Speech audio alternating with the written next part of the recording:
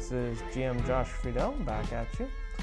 And today I'm going to be showing a couple of examples from Carlsen games from the latest tournament. As you guys know, it's GM choice, and as you guys probably know by now, I like to show games that go on in latest tournaments and stuff like that as part of my lectures. Just because I have a lot of lectures that I've prepared over the years, but I always like to have kind of fresh looks and fresh ideas and fresh material. So today I wanted to cover some Carlsen games, and specifically, not just because he won the tournament, but I want to cover a specific skill of his. So he's known for being quite good in the end games. He's known for being really great positional player. He's pretty universal, but one of the skills I think he has that's really, really strong is that he knows how to play material imbalances very well. And what I mean by that is positions where it's not just even material. He's very good at evaluating imbalances, knowing who's better and why, and then playing the position the way it needs to. So, and by the way, I am reading YouTube chat. As far as this thing goes, I actually like this thing. I was wearing it because it was raining like crazy, so thanks for reminding me. I could just wear it all lecture and pretend to be cool, but I don't really think that's up my alley. So anyways, I am reading YouTube chat, so if you have some suggestions when I'm asking the audience, feel free. So let's start with this position. The key here is not just to figure out a move is one thing, but in order to figure out a move, you have to be able to evaluate it. So this was his game. Magnus was white against Mamedyarov, who is a very aggressive player. And true to his style, he sacked an exchange early, and now has this kind of mass of queenside pawns, a weak d pawn, all of this for the exchange sack. So I'd say that a lot of people are good at playing with the initiative when they sack the exchange and all of this. But I think what Magnus shows here very, very well is how to diffuse an initiative, how to make it so that the exchange sack is less effective. And that's a very, very difficult thing to teach and to learn. So I thought that this game would be great for that. So the first question is, what's going on here? And what do you guys think white should play? Once again, I am viewing the YouTube chat, so feel free to make suggestions.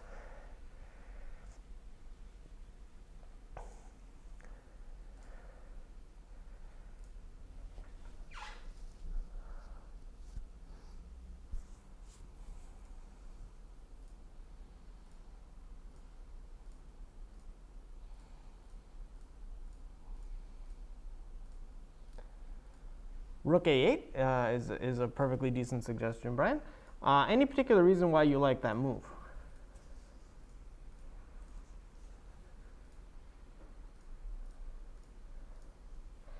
Yeah, James, and I would say that a lot of it's really hard to understand these games without really delving deep into them. And I think that to know that you don't understand it very well is actually a really good step. It's easy to kind of click through and think, yeah, this makes sense. So trading rooks is definitely a big part of it, but it's also largely to make sure black stays tied up. So let me give you an example. If you play a move like rook fd1, black has a few different possibilities. b4 is an interesting move, but let's just say I play bishop g4. Now all of a sudden you realize this d4 pawn's very weak, you're tied up, and you don't really have active moves. If you start playing really passive moves, and black gets in b4, maybe b3, maybe tries to put a knight on d3, that's where life becomes complicated. That's where the exchange sack becomes good. Because to be honest, to use the extra rook for a piece, you have to think, what is the advantage of a rook for a piece? And one of them is that they can take files and they can, infiltrate on ranks and things like that. But if you have kind of a closed off position where the only open file doesn't do much, the extra exchange is not that meaningful. So part of the key to playing a position like this is that you want to make it a position where rooks are better than bishops or better than knights. And part of that is, obviously, if the game can open up, it's very nice, and that's a really good way. And the other way is exchanging rooks is a really nice concept. I would say there are exceptions to this, but in general, when you have two rooks against one and you're up in exchange, like you are here, trading off your opponent's last rook is a very, very good technique. It's very well known. So Carlsen does play rook a8. So first of all, If a move like bishop g4, white has something very, very simple and strong to counter this. Any ideas? Because this is the move that was worrying us before, trying to challenge the d pawn. So what would you guys do now?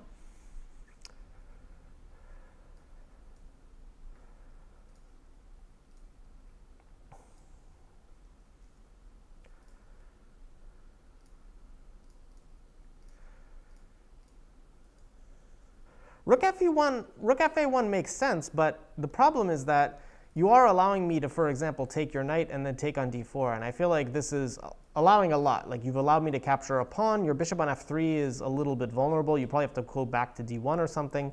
I don't know if this is exactly what you want.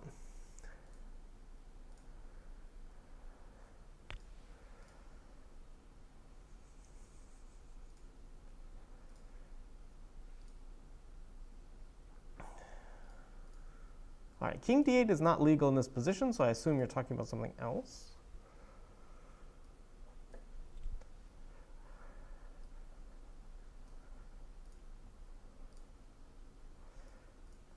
So again, think about simple and direct. You don't have to do anything too fancy here. Well, it's not so easy to capture on d5 because knight takes d4 hits your queen, right? So you have to at least spend another move. Again, I'm not saying that position is terrible for you, but I definitely think it's not as good. So rook takes f8 I definitely like. So you're hitting h7, so the king can't really take. You have to take with the bishop. And now what move does white have that's quite strong?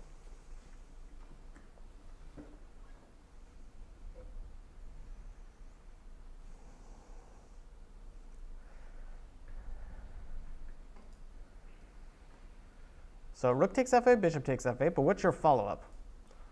Because again, I'm threatening just to take on d4, and if I'm able to take on d4 and then move my d-pawn, I mean, once the pawns get rolling, I definitely like black's position quite a bit. But knight g5 is a very strong move, so I'm threatening mate. You'd have to defend it with something like g6, and now the d5 pawn simply hangs. And then f7 is going to go. And that's a bit too much. That's a lot of pawns and a very unsafe king that's going to plague black. So bishop g4 doesn't work out at all. The next one is another very direct question. What would happen after a knight takes d4? Because this is the question, right? Like, if you're not going to play rook d1 defending your pawn, what happens if black takes it?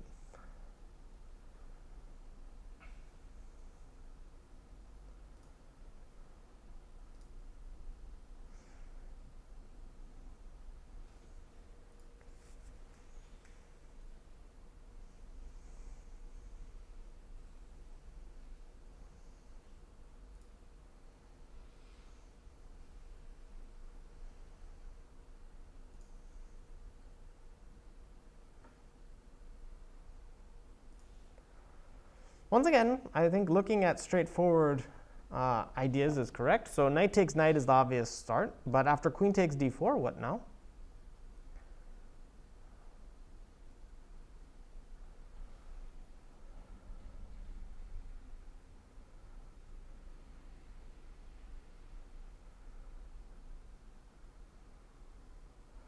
So rook d1, I assume you mean, instead of rook d8. That's correct.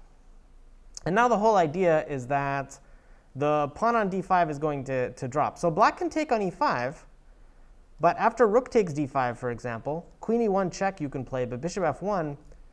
And here, believe it or not, black's just in huge trouble.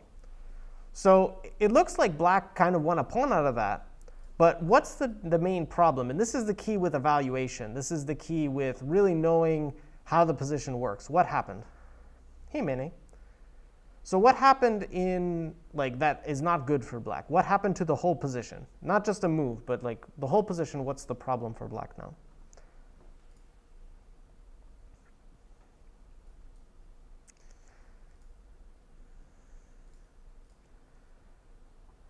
Well, bishop h3 is possible, but I can take this rook, bishop takes probably, and then rook d1, for example, and I don't think I'm having too many problems. I can also trade. I can also try to force a queen trade or something with queen e2. I don't think black really wants to trade queens in this position. If you trade, now your b pawn and c pawn are both goners. So you have back rank issues. You also have, so in this position you have back rank issues. The rooks are very active, and the position's opened up. And when the position opens up like this, the rooks are just a lot better than the bishops, because they have a lot of files, a lot of things to work with, and this is just not really that great for black. So Carlsen calculated knight takes d4 accurately, but it wasn't just calculation. He realized that the capture on d4 changes the position in his favor because it opens things up. So that's kind of the key here. You have to not just calculate, you have to evaluate. So in this position, I think that probably the best for black would simply be to give up the trade of rooks. There's not much you can do about it with a move like bishop e6.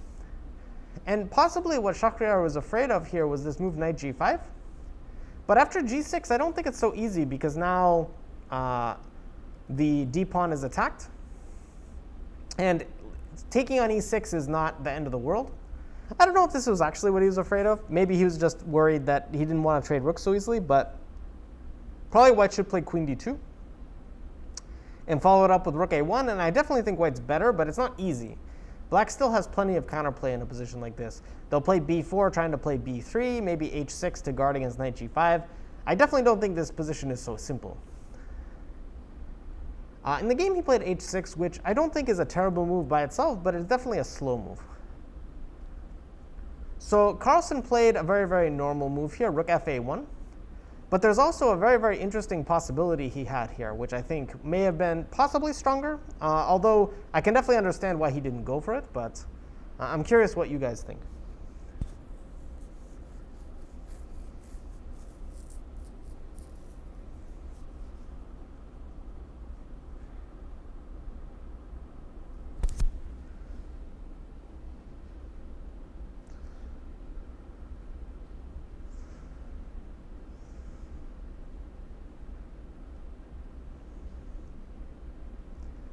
b3 is a pretty normal move, but it also doesn't do anything like that outrageous for white. Like after b3, you're not really threatening much. Maybe I can try knight b4 to try to put a knight on d3 someday.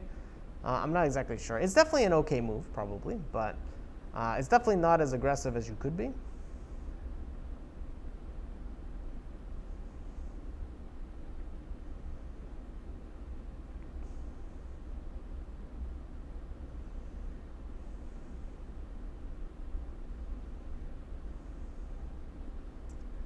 Queen d2, again, is kind of a solid move, but you're also not, like, it's a little bit more passive. Like, you're not really threatening much. I can probably just play b4 on you.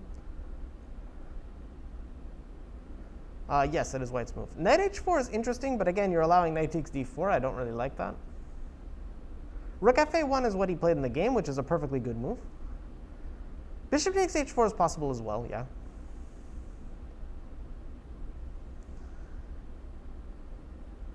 This is a completely different direction. This is a very, very aggressive try. You're basically changing how you play the position. And I'm actually very curious whether Carlsen considered this or decided that it wasn't that great. But there is an interesting possibility for white here, apart from rook fa1. Rook fa1 was played in the game.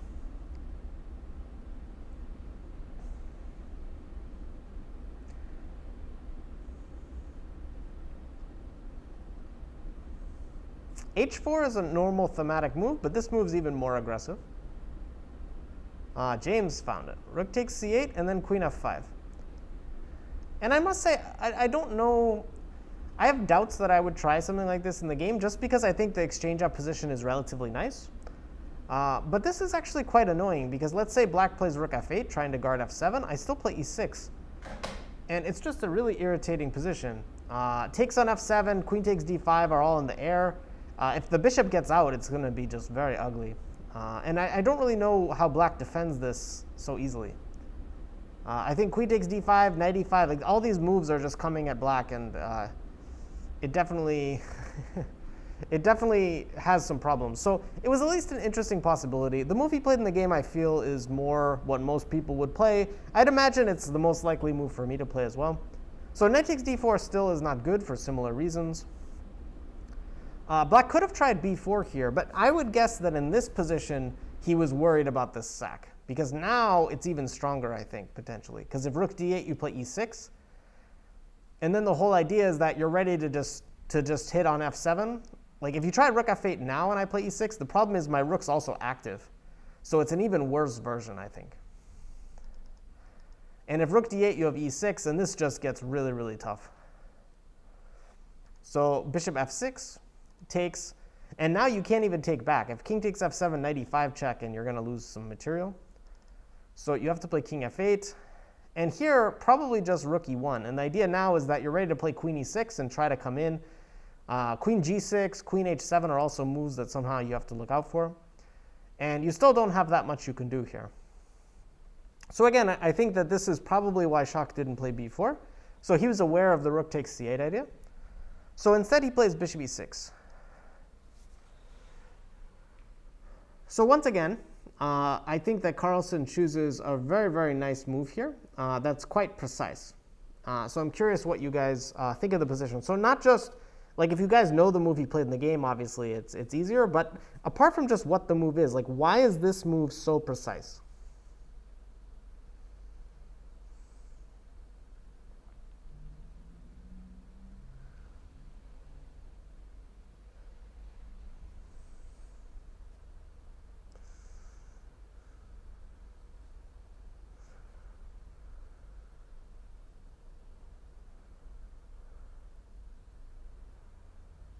I assume triple stack is tripling on the file, but I think tripling on the file will prove difficult here.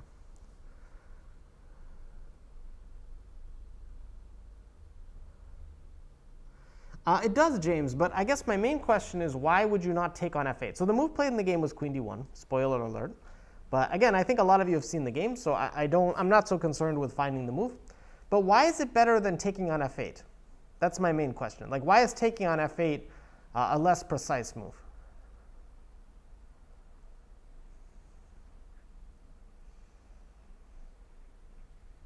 Because we talked about how when you're playing against the pieces and you have the rooks, like it's nice to trade a pair of rooks. So getting the rooks off the board makes a lot of sense.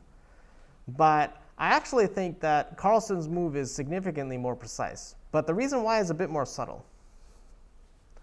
Why is queen d1 so much more precise than taking on f8?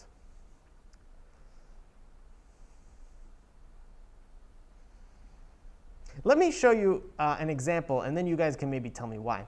If rook takes f8, bishop takes f8, let's say queen d1 now, black can actually play the move g5. And g4 is kind of in the air, and then this d4 pawn will be very weak. And I actually don't think white has a very obvious answer to this move. Because even moves like h3 can run into g4, bishop takes, and I understand black's king's a bit open, but if you lose your central pawns, it could become very, very unclear.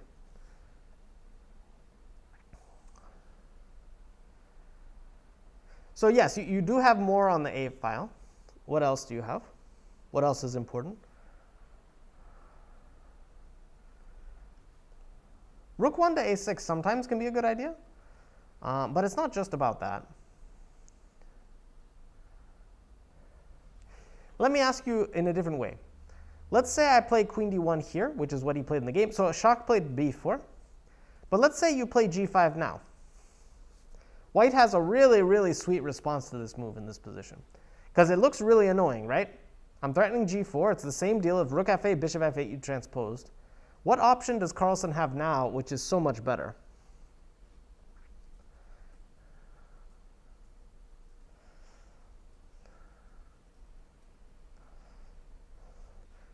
You can play rook a6, but very specifically, you can play this rook to a6.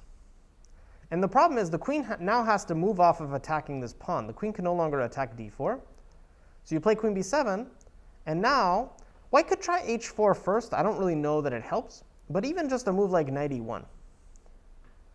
All of a sudden, black's position is really horrible. I'm about to just maneuver my knight to e3. This pawn's going to be weak. Your king side now is terrible. Maybe queen h5 comes. I still control the a file. And all of a sudden, this g5 move becomes completely useless. And in fact, it hurts black's position. So the main reason why Carlsen's way was so much more precise, and in positions like this, really precision matters, because one imprecise move in the side that's down the exchange is all of a sudden gets tons of play, is that he maintains the option of rook a6. Of course, black can initiate the trade himself, but now the problem is he's just down a whole tempo. White gets a whole tempo to do something. Not to mention that this pinned bishop doesn't really make a positive impression. So I don't think that this is ever something he's going to worry about. Maybe now you could try to just bring the queen, oops, not to a7, guys. Maybe now you can just bring the queen and try to do stuff on the a file, for example. So because you have the option of bringing the rook back to a6, even though you're not trading, you're taking the queen off of a crucial pawn. So it's nice to have the general concepts that you want to trade rooks, but you also have to know when to break them. And in this case, Carlsen wants to maintain the option of chasing the queen away from d4. So queen d1 is a very precise move. Shak, meanwhile, doesn't want to just wait around to have Carlsen's pieces come in at him. So he plays the move b4. And once again, I believe Carlsen shows very, very good understanding of the position.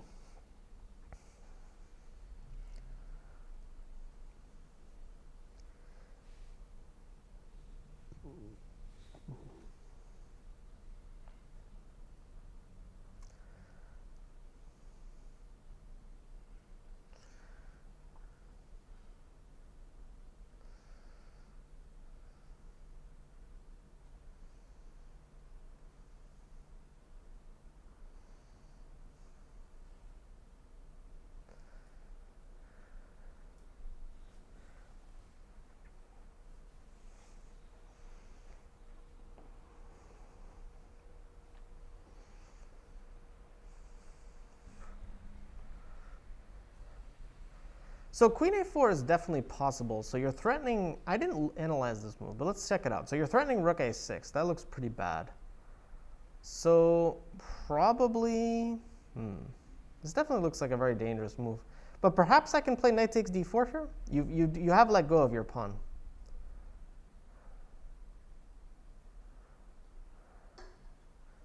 So I don't know, maybe you can try to get something on the back rank I was considering. So maybe, I don't know if you want to take the knight first. Let's say you do. And then take and maybe queen e8, trying to play rook a8. The problem is if I ever play queen c5, I guard my bishop. So you're probably not getting all that much with rook a8. So I'm guessing that's why queen a4 is maybe not the best. Rook 1 to a6 is definitely possible. But after the move, let's say queen b7, I don't know your follow-up. So I'm threatening the rook, right? So how do you follow up now?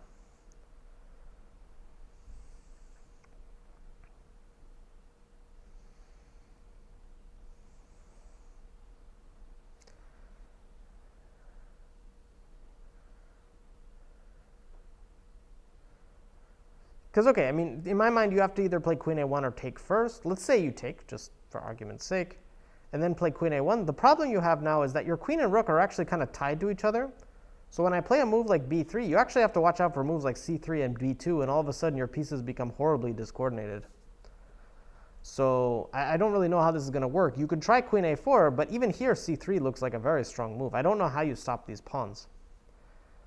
Maybe you can because there's knight d2. I did miss that. So maybe something like queen takes, rook takes, pawn takes, knight d2, and you save it, huh? Sometimes even these positions I'm less sure of because I can play like bishop b4, bishop f5, but I don't know if this is going to quite work out. Maybe. Sometimes the doubled pawns are actually really nasty because you have two pawns to get rid of now. So I'm actually not sure. I don't see a clear win here for white. If you take this pawn and I take your knight, how do you stop this b pawn? It looks kind of nasty to me. I suppose you can play bishop takes b3 and then guard with the bishop somehow. So like if bishop e4, you check and play bishop a2, maybe bishop here, bishop a2. Yeah, I guess here you're probably still doing well, huh? Just because the bishops are very unwieldy.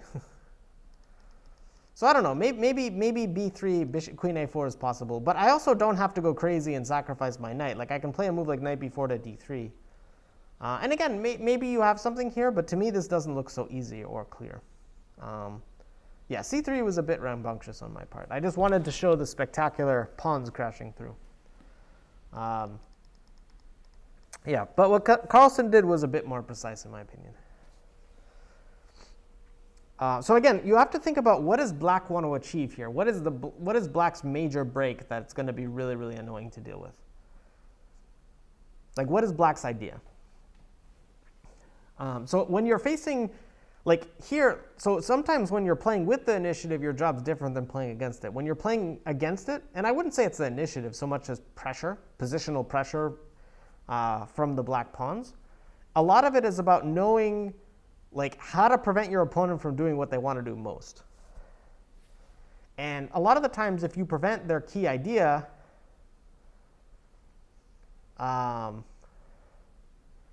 then like they just don't have enough they can do. No, Manny, I didn't see it. What did he have to say?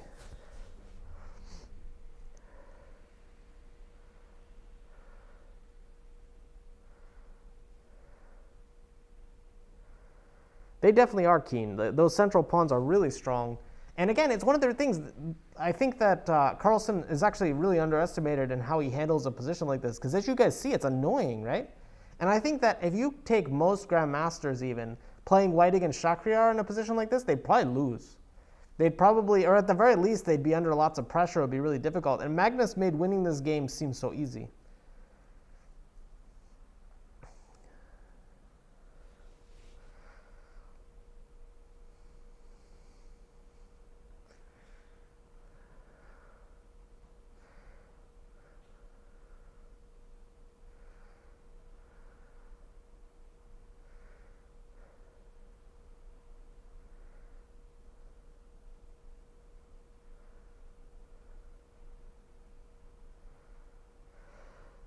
Black's idea is to queen a pawn, that's part of it. But specifically, like, what move is black going to play which is going to really strengthen their position here? Very good, Keen. They're going to play b3. Black playing b3 is super annoying because not only does it lock the pawn and give c3 ideas, it also allows this knight to get in the game. And the knight landing on d3 is also quite nasty.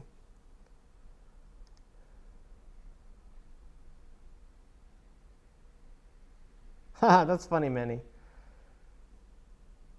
But yeah, Magnus's play this game was very, very good. So he played b3, which is just a really, really nice move.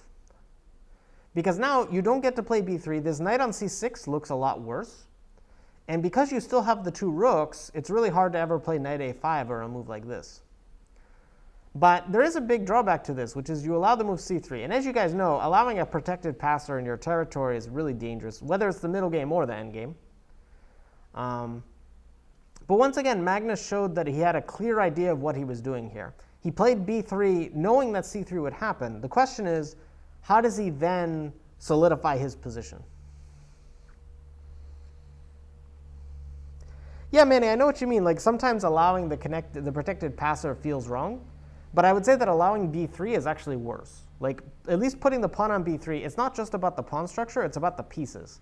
And this knight on c6 is now clearly worse now that the pawn is on b3 blocking the b pawn. And I think that's the key. Sometimes it's not just about the pawn structure, it's about the pieces. Queen d3 is definitely an interesting looking move. Let me actually see. Queen d3 I didn't look at.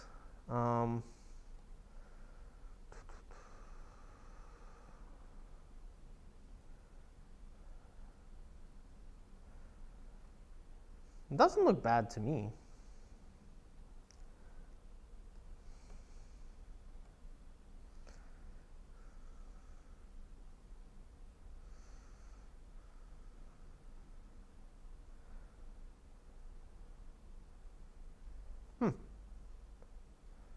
Yeah, I don't have a great response to this move.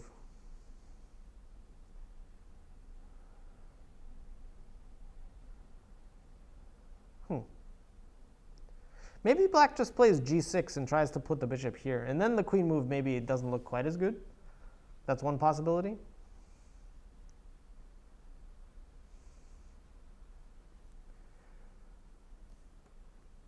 So I think that the move he played in the game, I think I saw this mentioned, was rook back to a6. And the key is that now, once again, the queen has to let go of this pawn. He plays queen c7. And now he plays knight e1. And this is the key. Once again, he chooses not to trade rooks, which as we know is not really in the spirit of the position at first. But the key idea is that now he controls the a file, so this knight can't go anywhere. And once the knight gets to c2, black's going to be completely paralyzed. So for example, let's say black plays rook d8, which is a logical looking move. He plays knight c2. Let's say g6. You can play h4, h5, preventing h5, and then knight e3. And black's basically just lost. This d-pawn's horribly weak. He has no active moves at all. And he's completely under control. Think about how different this is than the position where white allows b3 and there's a huge pawn chain. So it's really quite something, this maneuvering, which basically made all of white's pieces good, and now black has almost no compensation at all. He could have tried Manny, but he's still down a tempo, right? Like after b3, the problem is he doesn't have time for this, because after takes bishop f8, he can take on c4, and then if recaptures d5 and you're getting forked, right? So this is no good. So when does he have time to do that, right? If he does it early, then he's going to give white a chance to maybe play queen a1 and get the queen out. So where does he have time to play rook takes a8? That's the issue.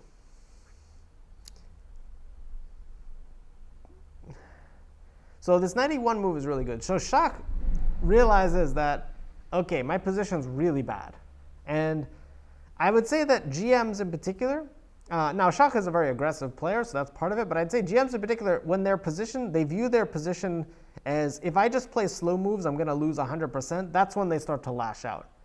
I would say, though, that elite players in general are very good at not lashing out too early. And I'd say most amateur players try to lash out too early. They're like, well, I don't like my position, let's go crazy.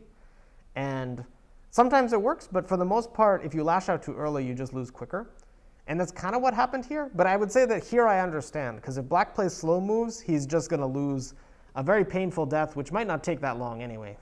So he tried f6, just trying to mix up the game, trying to open up his rook. And it was a move I understood. But again, this is where Magnus really shows his understanding, because he responds very well and very directly to this move. And I'd say, again, this is something you can learn from any top player, which is that they can have a plan of putting the knight on c2, which was his whole plan this whole time, but they can change their plan on a dime if their opponent plays differently. I think a lot of people, they get a plan and they just follow it through almost no matter what happens. And sometimes that's not a very good strategy. So after f6, what's the way that white can kind of punish this?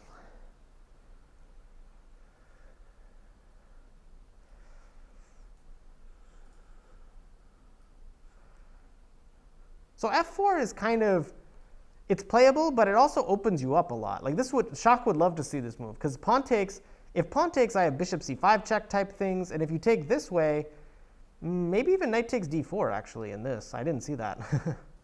Maybe you have rook takes e6. I don't know exactly. But even if you don't, let's say there's no knight takes d4 and you play here, this is exactly what Shak wants. He's maybe getting counterplay, his bishop's in the game. So he instead plays the move knight d3. And the whole idea now is that knight f4 is a monster threat, so Shak takes. But after knight takes, this rook is now skewering the knight to the bishop. And after takes, he just has too many pieces hanging. So he tried c2, but after queen e1, he just resigns, because he's basically just, all his guys are loose, and the c-pawn's not strong enough. For example, if he tries bishop g5, maybe the best bet, then you have to deal with simply pawn takes knight, queens, and he's down 2 pawns in an opposite bishop endgame, but this is basically hopeless. Because what happens is the bishop kind of parks itself on g6, and then you don't move ever again. And then you basically just, it's just very bad. So he didn't want to see any part of this. So he resigned after queen e1. But a really, really nice game. And again, it shows his understanding of how to play up an exchange. He basically limited black's counterplay, took over the a file, used the file, the fact that rooks are better with a file. But then had a very clear idea of how to improve. He improved his knight on f3 by keeping the option of rook a6 open. And then once he maneuvered his knight, black was basically in big trouble. I also want you guys to make note of the move b3 he played, which really made it so that black couldn't play b3 himself and get pieces into the game.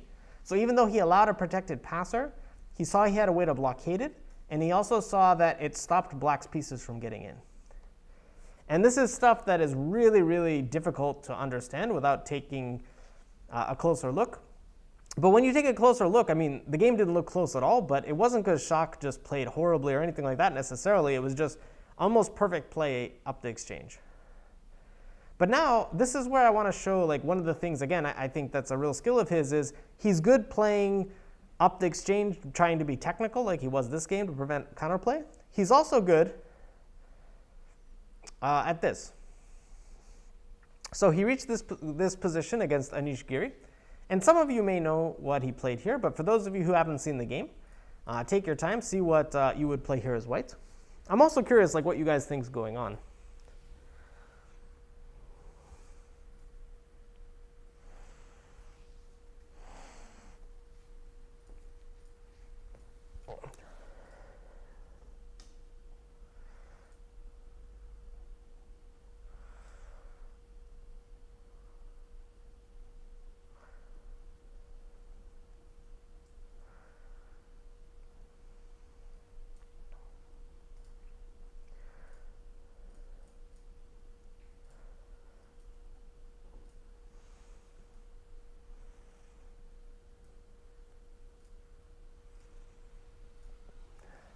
Yeah, this is the one drawback. I love to show modern games and go over them with you guys, but you guys have definitely, you know, a lot of you, especially if you follow chess events, have seen the games before. So you might know some of the games and some of the moves, but keep in mind that a lot of the times I'm more focused on why he played the moves than what moves he played. So knight h4 is possible, but again, I don't think you want your knight on h4. So I don't know how great this move is going to be for you. So again, maybe it does force the queen trade or something like that, but again, you don't really want a knight on h4, right? So I might be able to take on d4, I don't know. But even if I have to do this, right? And let's say, I guess if I take, I'm losing this b pawn, the c pawn.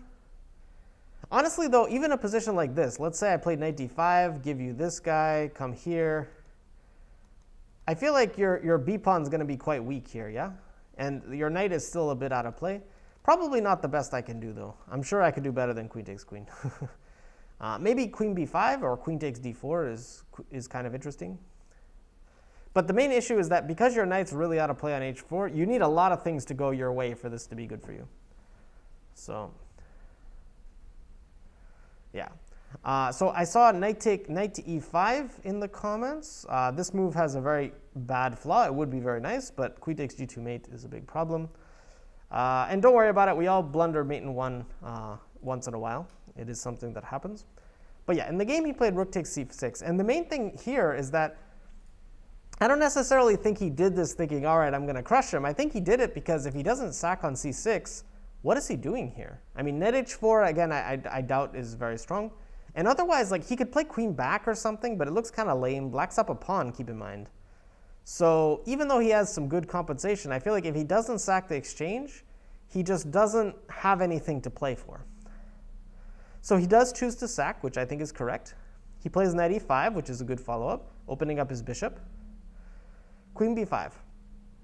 And again, I know some of you have seen the game before, so if you guys can refrain at least from saying the move. But here's another question. So he has to decide whether he plays something like bishop takes pawn and try to cash in, basically try to win some of his material back. He's down an exchange and a pawn, remember? Or whether he should keep the tension in some way. So that's kind of the question for you guys. Would you guys try to keep tension, or would you try to cash in? And I would say that this is where, again, understanding how imbalances work really is important. Because that's one of the hardest part of imbalances, to know when to cash in and when not to cash in.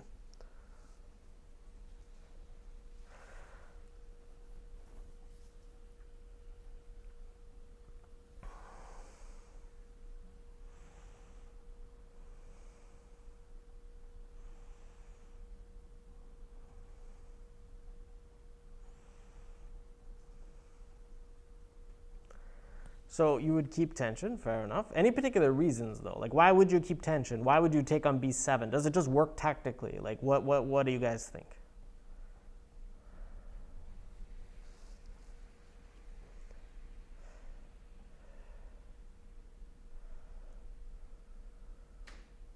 Well, I'll tell you one thing. After bishop takes b7, how does black hold on to the exchange at all?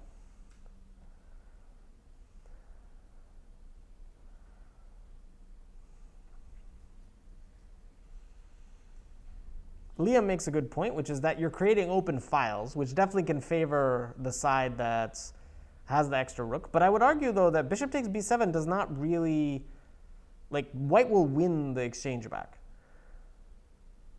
Because let's say bishop takes b7, rook b8, right? I can play bishop c6 now, and that's a lot of stuff that's going to hang. A lot of stuff that's going to hang. After queen takes, for example, I could take the rook, I can take the knight. I might also just move a piece. Like something like rook a1 might be really annoying, for example. Because yeah, if you try to do this, takes, check, I don't think it's going to work out for you because after rook a1, I have knight c4. And these pieces actually coordinate extremely well. So I don't think this would be so easy.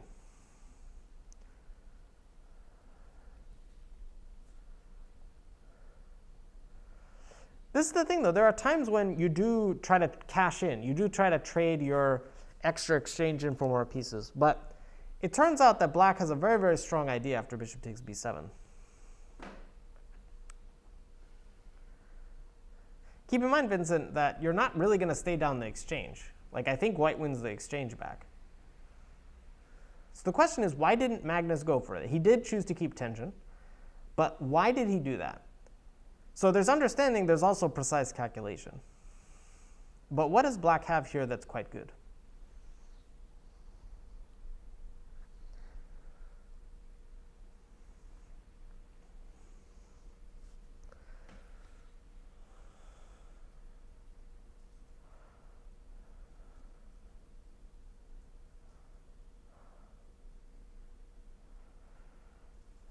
Yeah, so Liam, that could be true, but I would say that again, it's not really a general question. Like, sometimes you just should take material back because it's the best way to play.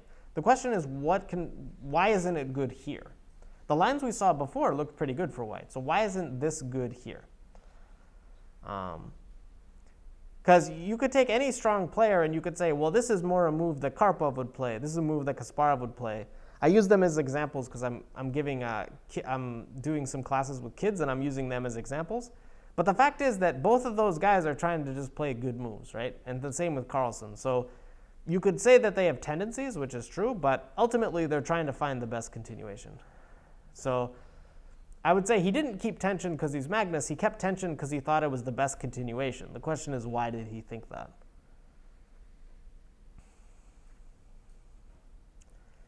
Like, I definitely think that people think about style too much. Like, most of these guys are trying to find good moves. Finding good moves in chess is hard enough. They definitely have leanings if the situation's close. And there are certain mistakes. Some players are, like, for example, Kasparov, if his best course of action is to retreat and try to defend, he might be less likely to play it than another player. But that doesn't mean that he wouldn't do it. Like, these guys are all trying to find good moves. Knight c5, I think I can take it, James, but I think you're very close.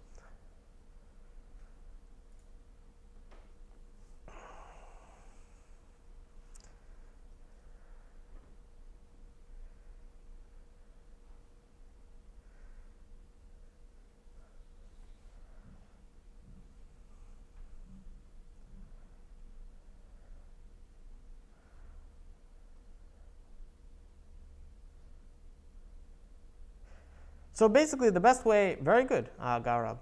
I'm sure I'm butchering your name, I apologize for that. But yes, knight c3. You can also take on b3 first. I think they're pretty similar because they probably transpose. But yeah, knight c3. So queen takes c3, queen takes b7. So probably I take here.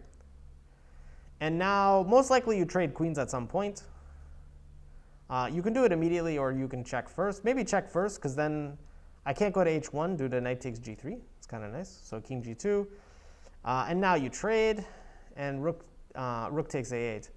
And I think this position, if it's good for anyone, it's good for black. The knight on d5 is going to be very good. This knight's coming out, or maybe we'll hit this pawn. And I think that the b pawn is also quite weak. Like something like rook b8 and trying to target the b pawn is very strong. So Carlsen would have won all his material back. He'd be even material. And his king is better. The king on g2 is more promising than the king on g8, that's for sure. But I would say the knight on d5 is such a strong piece that prevents him from getting in, and his pawns are weaker than black's. The a6 and c7 pawns are not as weak as the b3 and d4 pawns. So I think that this is why he didn't go for this. Not because he's Carlsen, not because of style, but because he didn't believe it led to advantage. And if anything, I think it leads to a worse position. So he played the tension-maintaining move Queen c2, which is a really great move. It looks slow, but the idea is rook b1 is coming and will be really devastating. He's not really in a rush to take all the pawns, although queen takes c7 trying to take this pawn is very tempting as well. So here probably like Giri had an improving move. I think knight b6 is maybe the best move. And again, it wasn't a move I found, right? Like I checked these games with computer afterwards, but it felt like a very hard move to find because you're allowing queen takes c7, but the idea is you can block with a knight and it helps a lot. And the other idea is that after rook b1, you have to move queen a4. And somehow your position holds together here. Like they can take on c7, but you can grab this a3 bishop and you're able to get enough counterplay. But once again, these lines are very, very difficult. I know, Manny, that's the key. But the key is to realize that after queen c2, you're actually not losing the initiative. Queen c2, you get to keep the initiative. And that's the key thing to realize here. So I think that Giri played a mistake, but a very understandable one with knight d5. So Carlsen plays rook b1, queen a5. And here I actually think he maybe could have been slightly more precise than he was. So he played the move bishop takes d5, which looks great. After e takes d5, he kind of crashed through and got a good position. But I think he actually could have done even better here. And my question is, how is that possible?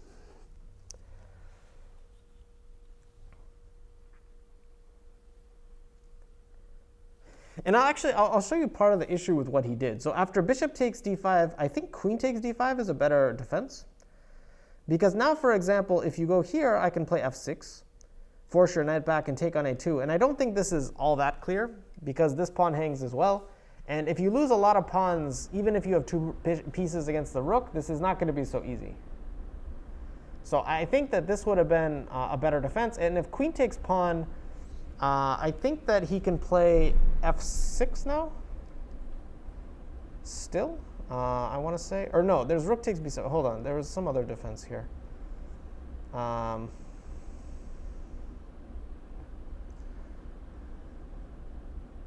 Oh yeah, you have to play something like b5, or just like prevent rook takes b7, something like this, and allow queen takes f7 check, and somehow this position you can kind of survive. But this is very, very difficult to do. But I definitely think that this was his best shot, because the other lines are not, like, taking with the pawn is what he did, and that just is a disaster. So queen takes d5 is kind of the key. So the key is, like, how do you prevent this from the white perspective? And it's actually really cool how you do it.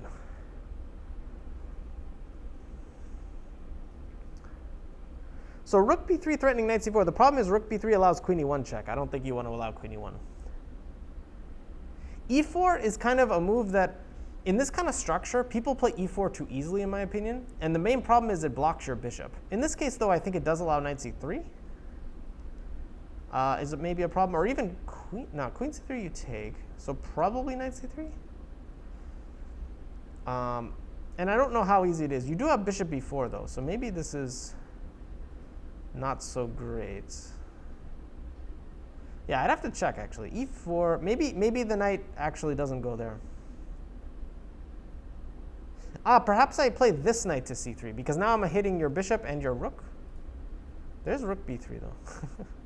I'm refuting every move I play. Maybe e4 has more to it, huh?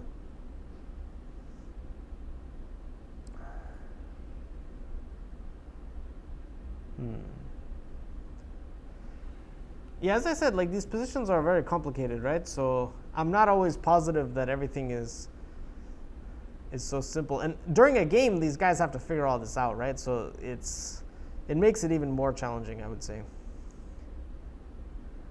Sacking that on f7 is very tempting, but the problem is I think you run out of pieces. e4, though, actually may have some merit here, yeah? I suppose you can play knight back to f6. I don't quite see the refutation. Here, bishop b4, you can move your queen. Maybe to b5 or something. I don't know, though. It looks very flimsy. Yeah, I don't know. e4 may have been quite strong.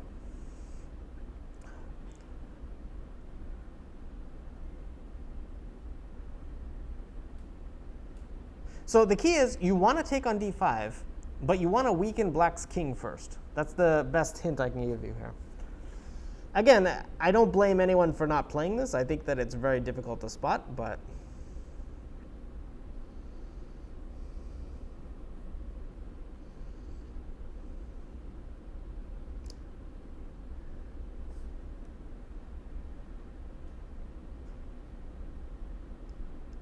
So bishop e4 is actually extremely clever. So one of the deals here, I think, is that if you try to move your knight away, if you try to move your knight back, I think now bishop e4 is like crushing, something like this. Or no, I think I can just take your pawn or something. Like you just lose all your pieces. Something like bishop takes pawn and knight here and you just lose everything. I have to check though. Knight f6 I don't remember. The main thing is if f5 and then I take the knight, the problem is if you take back this way, you can't shoo my knight away. Like because my knight's here basically permanently, you can't play f6, and not being able to play f6 is a big problem. Even if you take my a2 pawn, you're going to get mated somehow. So f5 is, and if e takes, then it's kind of similar to how it would occur in a game, except even worse. And bishop takes h7 is like a mate threat, right? So, but yeah, knight f6, I'm actually kind of curious myself because there was definitely a refutation to this move, but I have to recall exactly what it was. Yeah, unfortunately, one of the things is like I usually copy my notes into Lichess, and somehow my notes to this game didn't copy, so I'm going based on memory. The good thing is you can see what it's like to calculate these and how difficult it is. I think it is bishop takes b7 actually, because if queen c3 is not a threat because of queen takes a4. So if something like this, you can't just defend with queen c3 because queen takes a4, and this looks crushing. So I'm going to guess that it's bishop takes b7. I could be wrong, but it does look very, very strong. In any case, it's really hard to play a move like bishop e4 when you can be more forcing. Bishop h7, knight f7, I don't know. I think you're giving away a lot of pieces, unfortunately. In your line, Manny, I think the e4 bishop hangs at the end is the issue. Yeah, unfortunately. But okay, he took here, and after e takes d5, it's actually quite amazing how fast his position falls apart. He plays rook takes b7. And here, again, it's a really difficult position for black. There are better defenses than what he did, but it's also very tough. So he plays this move. And now, how do you continue the attack? He does it in quite ruthless fashion.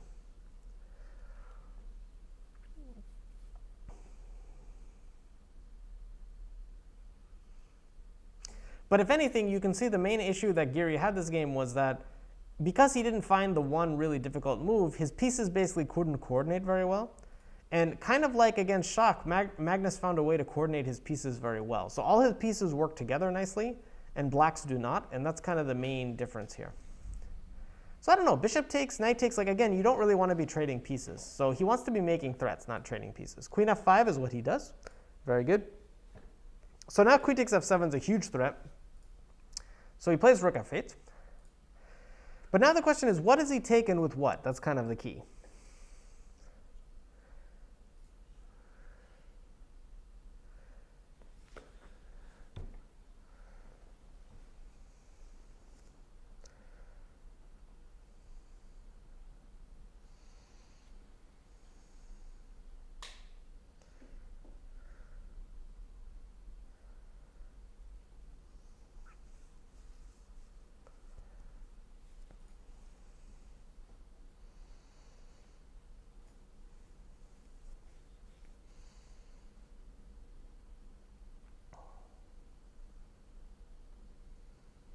So rook takes probably is more forcing.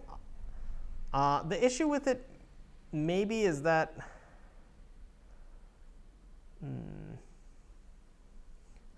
let me see. And again, this might win. Like I'm not saying this move doesn't win.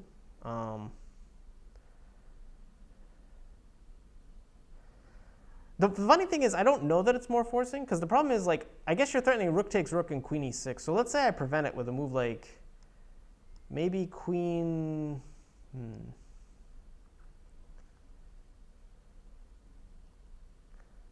Maybe queen b6?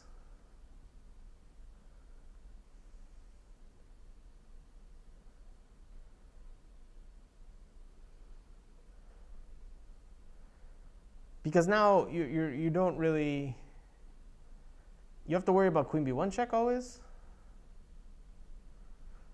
Oh wait, you can take, sorry. I'm not paying attention to tactics. Takes, and I guess this is just 2 pawns, huh? It's good enough.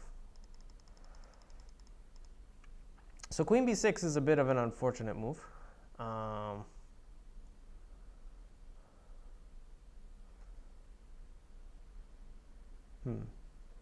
The thing is, again, I think a lot of the moves won, so I don't think I'm trying to find like a drawing move. I think I'm just trying to find maybe I can survive for a couple moves kind of thing. But maybe knight c3 is an idea. Just trying to hang on to d5? Ugh. But then queen e6. I don't know. Your move looks good enough to be winning to me. Knight takes f7, though, is what he played. And I think that this move makes a lot of sense because he's threatening to take the pawn. In addition to stuff like knight h6 is on the horizon. There's just a lot of stuff to deal with here. So he played queen d8, which is actually kind of clever to defend the pawn. After queen check and here, how does white win? I think it's actually quite simple.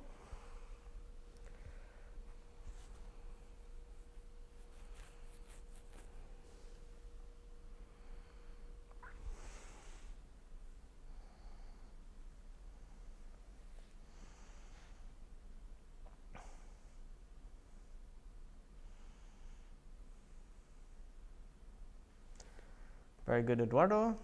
Queen takes d5. And the problem now is that knight h6 is simply a winning threat. You could try to press on with a move like h5, but you're not going to survive very long.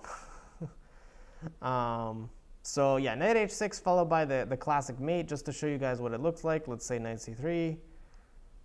I'm sure most of you guys have seen the smother mate, but here we are. So yeah. So Anish played queen d8, which is actually quite clever. And then this is again where I think that Carlsen has to use his judgment. So part of the judgment, as I said, is when to cash in. So he knew not to cash in with bishop takes b7 earlier, but I think here he decided to cash in, and it was a very important decision on his part. So how does he decide to cash in?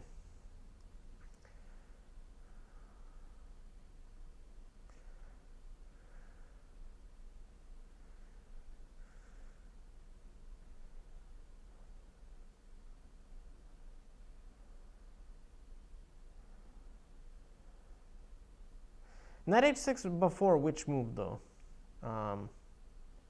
So knight h6 is definitely a possibility here. You can't take the knight because of mate, but after king h8, I don't know that there's anything too clear.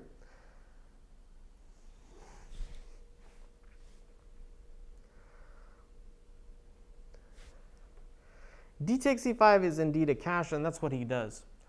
So the main idea is that he basically sees that he doesn't have forced mate. So he's basically trying to create a very dangerous passed pawn while keeping this very, very strong bishop and leaving the knight sidelined on a4. So Anish plays queen f6, which was his main idea.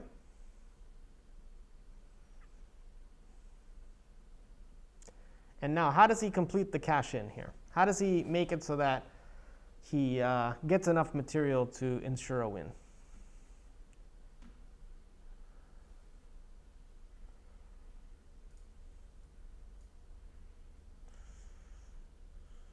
So queen d5, I think now knight c3 is an issue, and you don't have mate, and you have a lot of stuff attacked. So the queen's attacked, the knight's attacked. It's a lot of stuff. I can't take on f7, you're correct in that, at least because of rook takes f7 and this a8 rook hangs. But I think knight c3 is quite an annoying move.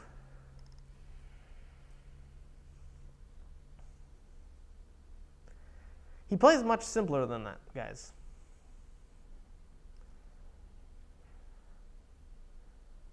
Yeah, queen d5, knight c3 I think is annoying. So he played a much simpler way.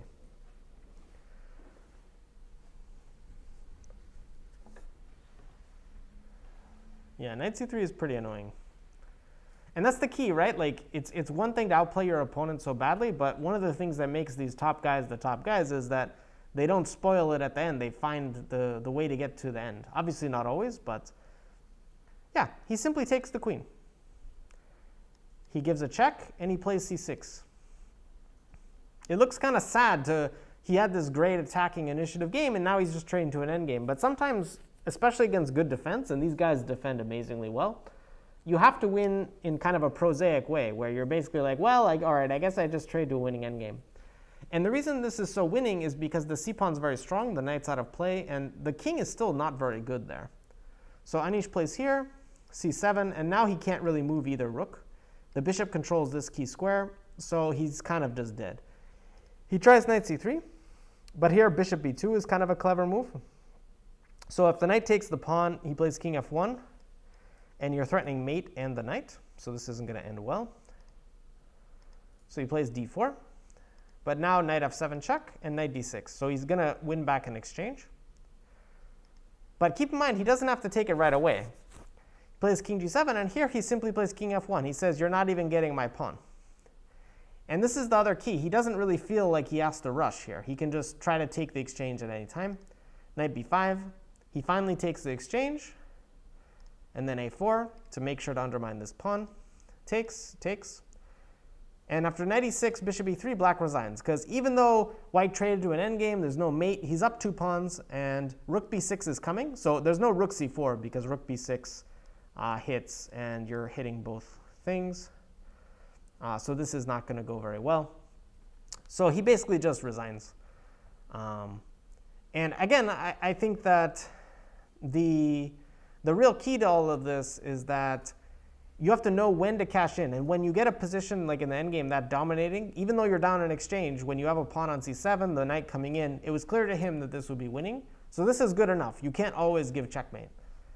So I feel like both of these games really show like one of the things that made him win this tournament, and also just what makes him strong, in that if he has the position, he's up material defending against the initiative, he knows how to restrict play and then slowly fix his pieces and improve. When he's playing with the initiative, he knows when to keep the tension and then knows when to relieve the tension or when to liquidate. And he knows that largely, I think, by feel, but also he does a lot of calculating. A lot of looking ahead, and as you can see, it's a very, very useful skill to develop, and I think by studying his games you can really get there. So Manny, that's a really good way to put it, that basically if you're not finding a knockout, then it often means that there is no knockout, and maybe you have to try to trade to a one-inning game or something. So very, very nice game, and again, a great tournament by him, just really dominating performance. But I hope you learned a lot from these games, both from the up and exchange side and the down and exchange side, and that maybe you'll have a bit more confidence playing material imbalances, which is one of the most difficult things to do. Thank you, Divina. In any case, I hope you guys enjoyed the video, and I'll be here for more. The next one, I believe, is on Thursday evening. I'll be doing a video on tournament preparation. So stick around for that, and I will see you guys later. Have a good one.